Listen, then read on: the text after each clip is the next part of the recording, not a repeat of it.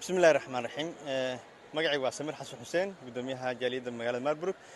maanta waxaan joognaa gobolka North Westfalen ee magaalada Düsseldorf waxaan halkan ku soo goodinaa gudoomiyaha dalada guud ee Soomaalida Jarmalka sidoo kale tan ah gudoomiyaha hay'adda ardayda SSEO gudoomiye soo dhawo walaalkay Samir aad u mahadsan tahay sagoodintiina adiga iyo asxaabta kaleba aad aan idinkaga mahadcelinayaa waxaan u socdaa wadankii aniga u socda laba arrimoodba saddex arrimood aan dhaho hawl daladeed iyo hawl